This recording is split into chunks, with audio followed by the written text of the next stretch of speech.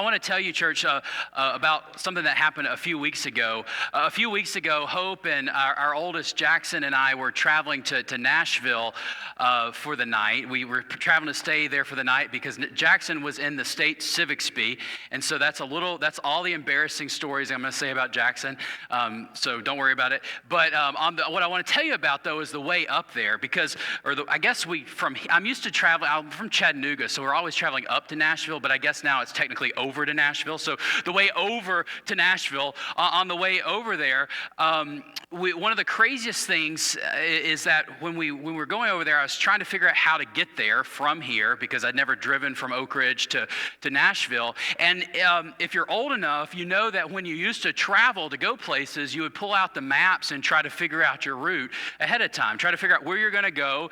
And then at some point, you probably quit using paper maps to do that, but you would get online about 20 or 25 years ago to look up on MapQuest. Anybody remember MapQuest? Look up on MapQuest, and then you would print out the pages that you would then follow. Just to make you feel old, MapQuest is almost 30 years old. So it came out in 1996. So it's almost 30 years old. So we can all, if you're old enough, you can feel old enough together. But these days, I still, if I'm on a long trip, I still like to plan out my routes.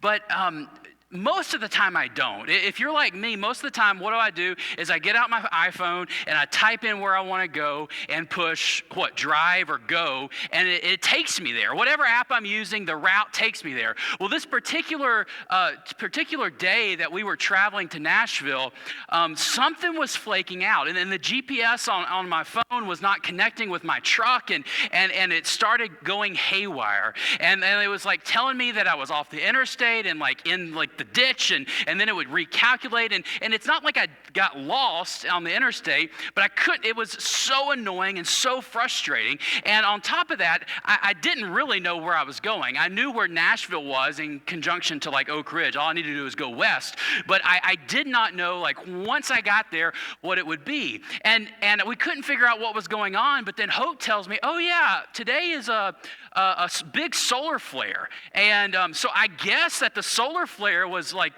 freaking out my GPS on my phone and my truck, and I couldn't figure anything out.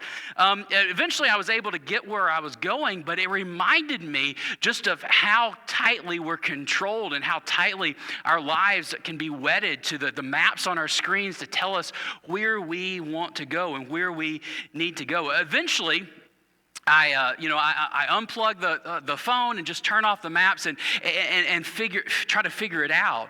But have you ever had a moment like this in life where you thought you had everything together, you thought you knew where to go, and then things just went haywire? Things just went off the rails, and your GPS and life and whatever just started flicking all over the place, and you're not sure what's going on. I think we all have this where the things that you're trusting to guide you just stop working. You thought you knew what your next step in life was, but then something shifts and something changes, and you're completely unsure about that next step. You're completely unsure about where to go next. Disorientation, not knowing what's next. That's not something that just happens on a road trip. It happens in life. It happens in our lives. Most of us know what it's like to feel unsure, to feel disoriented. And not just because you've taken a wrong turn, you got a broken GPS, but something deeper. Life throws you that curveball, the diagnosis you didn't expect, that job that you thought was stable suddenly disappears or is uncertain. Someone you love drifts away or passes away. And then suddenly the future looks blurry. You're not sure which turn to make next. And it might not even be that dramatic. It might just be this slow, low-grade uncertainty, it's burning in the depths of your heart, and you're like, I'm not sure where to go. I'm not sure what's headed my way. I'm not sure where to go next. But you look ahead, and as you look ahead, all you see is fog, and you're like, I don't know the way. I don't know where to go. You're doing your best. You're showing up. You're keeping busy. But deep down, you're asking, what am I supposed to do now? Where am I supposed to go? How am I supposed to move forward from here? What's the right direction for me to take? God, are you even leading me? Are you even there? You know, we're so used to having the answers at our fingertips. You can Google and ask anything. You can ask Siri or Chat GPT to help you get somewhere, to help you figure out something. You can follow YouTube channels that can teach you how to do just about anything. You can crowdsource your life decisions with friends, with social media. But none of these work when you're facing the really big stuff. It all kind of disappears, and none of them really work when you're facing the really big stuff, when you're sitting in the waiting room wondering what the test results will say, when you're the person when the person you thought that you were building your life with walks away or are unavailable, when your life plan falls apart and you realize that there's no backup, when the loss cuts so deep that you're not sure how you're going to find your footing again. And in moments like this, maps don't work. In moments like this, the GPS goes quiet, the advice sounds hollow, and the question that comes up is, where do I go from here? What is supposed to be next? And this question isn't new. This is not a modern problem. That feeling of disorientation, of needing guidance, is part of what it means human. It's part of who you and I are and how we live in the world. And that's where we turn now. Because Jesus, he once spoke to a group of people that were feeling exactly the same way. He once spoke to some of his friends who were feeling exactly the same way, uncertain, they were feeling anxious, disoriented. And what he said to them, I think it speaks to us still to this day. This is what we're looking at in our current message series called Jesus Said What, where we're looking at some of the things that Jesus actually said and what Jesus' actual teachings and his actual words can mean to us. And for the past several weeks, we've been looking at the things that he said and what that can mean for you and I today. So if you've got a Bible, you want to follow along, we're going to be looking at John chapter 14. And John is the fourth book in the New Testament. It tells us about the life and the ministry of Jesus, and it tells us about who Jesus was and who Jesus said he was. And for the past few weeks, if you've been with us in this message series, we've been primarily looking at Jesus in the books of Matthew and Luke. But this week, we find that Jesus looks a little bit different in the book of John, that Jesus speaks differently in the book of John. And John takes a little bit of a different approach in telling us about the life and the ministry of Jesus. And that's where we're going to look today. In the book of John, Jesus makes several big statements about who he is. In fact, we could spend a lot of time talking about who Jesus says he is in the book of John. And these statements that Jesus gives us in the book of John, they have helped people of faith to better understand who Jesus is and the power that Jesus has to change your life. And today we're going to look at one of the statements that Jesus gives us from John chapter 14. And it begins in verse 1. And here Jesus begins by saying to his closest followers, people that we call the disciples, he says, "Don't be troubled. Trust in God. Trust also in me." It's a simple thing that he says. Don't be troubled. Trust in God. Trust also in me. Now, if you tell anybody, don't be troubled, you better believe that there's actual trouble there. You know, you call your spouse up on the phone, "Hey, I don't want to worry you." I mean, you know what's coming next. I don't want to worry you, but... And you know that there's something to worry about. Well, Jesus' disciples, they are troubled here when Jesus is teaching them, when Jesus is talking to them, because Jesus has just dropped some really big news. Jesus has just told them, hey, one of you is going to betray me into the hands of the authority. Another one of you is going to deny me when people ask you if you know me. And then on top of that, all of this is going to lead to my death pretty soon. And I'm going to be leaving you. And sorry, but it's just the way it's going to be. And his disciples, his followers who are left behind, they're just trying to have this dinner with Jesus. They're just trying to live their life with Jesus, but they're like, what is happening? Of course we're troubled. Of course we're not sure. What do you mean that somebody's going to deny you, that one of us is going to betray you, and that you're going to die? I imagine that if you were sitting there and a loved one shared this with you, that you would be troubled too. I mean, I would be troubled. These disciples they have been with Jesus. They have given their lives to Jesus. For 3 years, they've spent all of their time following him and learning what it means to follow him. They've left behind their old lives and to bring hope and healing into the world through the power of God. And then with Jesus' announcements about what's about to happen, their whole world is on shaky ground. I mean, Jesus was sharing with him that he's going to die, that he's leaving them, and at this point, they don't know what to do next. I mean, that's disorienting. They don't know what to do next. The uncertainty here has just got to be massive. His followers are confused and uncertain about the future. They're troubled. And to them, he says, guys, don't be troubled. Believing God, trusting God, trust also in me. Of course, that's not all he says, and he continues in verse 2 saying, my Father's house has room to spare. If that weren't the case, would I have told you that I'm going to prepare a place for you? And when I go and prepare a place for you, I will return and take you to be with me, so that where I am, there you will be too. You know the way to the place I'm going. So Jesus tries to assure them that everything's going to be okay in the end. And that while he is leaving them, they can still trust in God, and that God is still going to be faithful even when things get hard. And that even though he is leaving through death, that he will come back for them. Now, if you were in his shoes, or in the shoes of his followers, if you were in their shoes, I don't know if these words would provide much comfort. I know, maybe not for you, but thinking about myself, I'm not sure if these words would provide me all that much comfort, because I've never seen somebody come back again from the dead.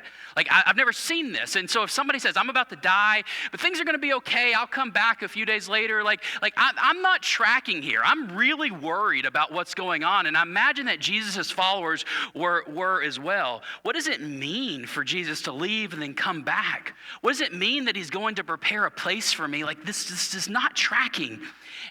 And what is the way that he's talking about? I don't know where he's going. He tells them not to be troubled, that they know the place where he's going, but I'm not sure that I would know what he's talking about. I'm not sure that these words would be the kind of comfort that would make sense to me in the moment. And then one of Jesus' disciples, this guy named Thomas, and Thomas was honest. He was, if you read the Bible, you'll find that Thomas is probably one of the most honest people in the Bible, because he's always like, I'm not really sure what's going on here, and so I'm just going to ask the question. You know, when the teacher said there's no dumb questions, Thomas raises his hand. He's like, I've got a question for you. And so Thomas is raising his hand. He's not sure what's going on. He knows that he's still troubled. He knows that he's confused. He's not sure what Jesus is trying to tell him. And so Thomas speaks up in verse 5, and Thomas asks, Lord, we don't know where you're going. How can we know the way? Thomas is speaking what everybody else is thinking in the room. He's like, we don't know the way. How can we go where you're going? We don't know how to get there. I mean, if you've ever felt unsure about your path in life, if you've ever felt disoriented or unsure about the future, maybe you've asked this same question. I don't know the way, and I don't know how I'm going to get there either. And you can hear the uncertainty. You can hear the trouble in his voice. You can hear the difficulty in the question. And Jesus hears this too. And as Thomas says, what are we supposed to do? You're leaving us. We've given our lives to you, and we don't know this way that you're talking about. Well, Jesus responds in the midst of the uncertainty in verse 6. And Jesus answers, I am the way. I am the truth. And I am the life. Thomas says, we don't know the way. But Jesus says, you know what? I'm the way, and I'm the truth, and I'm the life. And no one comes to the Father except through me. And if you have really known me, you also know the Father. From now on, you know him and have seen him. And Thomas says what you've likely said before, we don't know the way. We don't know how we're going to get there. We don't know what the future is like. We don't know if we're going to be able to make it. But Jesus looks at him and says, friend, don't worry. Don't worry, I am the way. Jesus takes Thomas's concern seriously. seriously. He takes the fear and uncertainty seriously. And Jesus, who has just told them not to be troubled, he tells them again that they don't to worry because they already know Jesus, and Jesus himself is the way. In this, Jesus isn't giving directions. He isn't giving a roadmap. Jesus is giving himself. He's not saying this is how you get there, this is what you need to do. He's just giving himself. Jesus says, you don't know the way, I am the way. Jesus says, you don't know how what the future holds. He says, I'm the truth of it. Jesus says, you don't know what your life is going to look like. He says, I am the life. Don't be troubled. Trust in God. Trust also in me. Through the grief, through the confusion, through the disorientation, even through death, Jesus says, I am the way through. Jesus offers himself as the way through the grief, the confusion, the disorientation, and even through death itself. He isn't just giving directions. He invites you to trust in him personally, and he will show you the way. He will be the way. And when Jesus says that he's the truth, this isn't just some cold fact that he's giving there. This is a warm embrace offered to those who already know who Jesus is.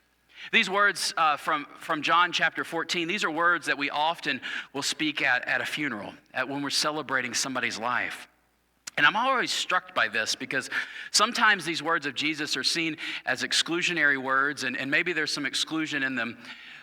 But they're spoken to people who are grieving. They're spoken to people who are unsure about the future, who already know Jesus.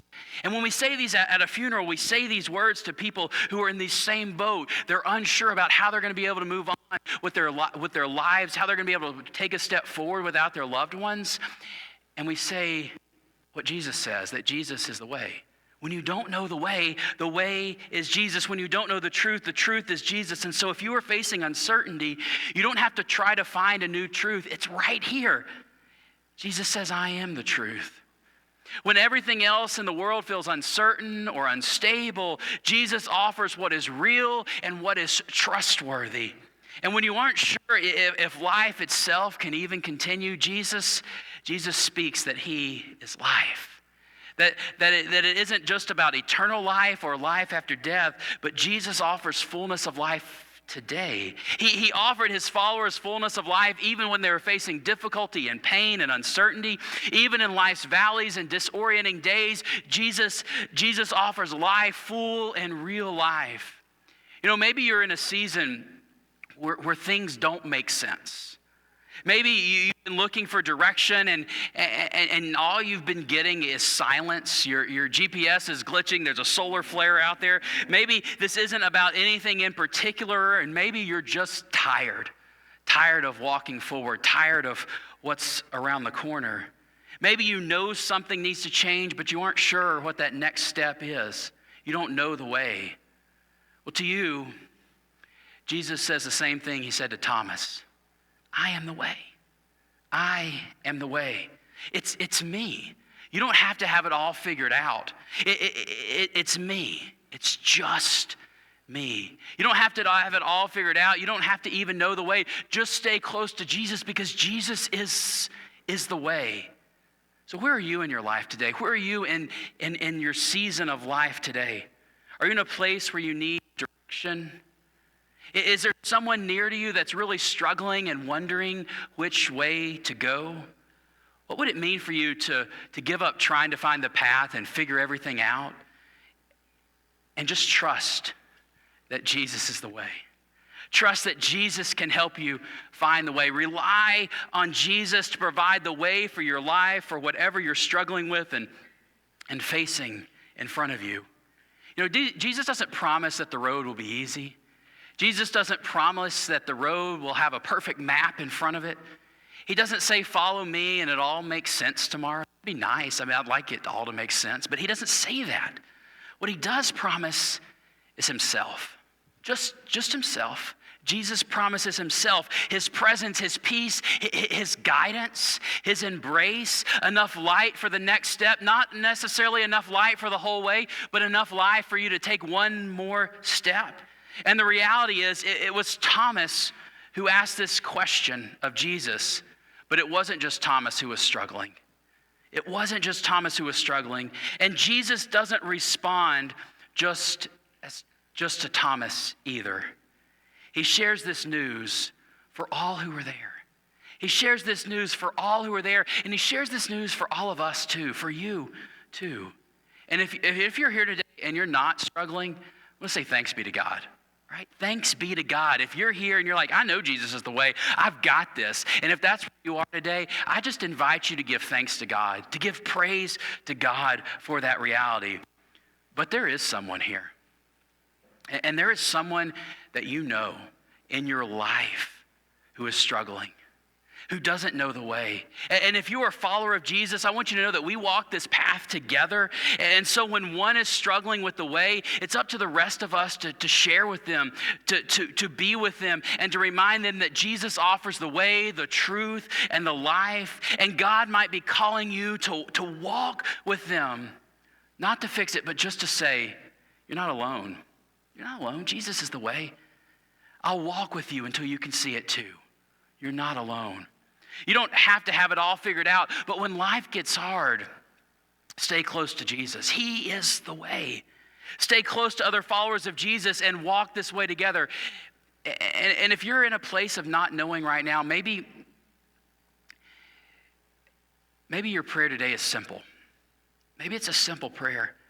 Jesus, I don't know the way, but I trust you are the way. And maybe you don't trust Jesus yet, and so maybe your prayer is, Jesus, I don't know the way, but I want to trust that you are the way. I want to trust that you are the way. And that's enough. And that's enough. And for you, maybe that's the beginning of faith. For you, maybe this is a prayer you've uttered many times before. But right now, wherever you are, I just want to invite you into a moment of prayer. Of reflecting on your own path that you have in front of you, of giving thanks to God if you know the way, if you have Jesus. But if you don't know the way, asking Jesus to be the way in your life. So will you pray with me? Lord, this morning, we come to you, and some of us come with confusion on our hearts, uncertainty about the future.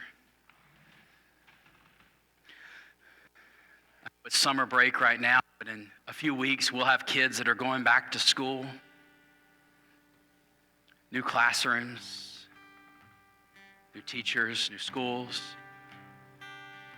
We have people who are in jobs and they're not sure if their jobs have a future for them. We have people who are retired and they're not sure necessarily where you want them to step next in retirement. We have people who are sick and God, they don't know the way. And we have people who just are broken this morning.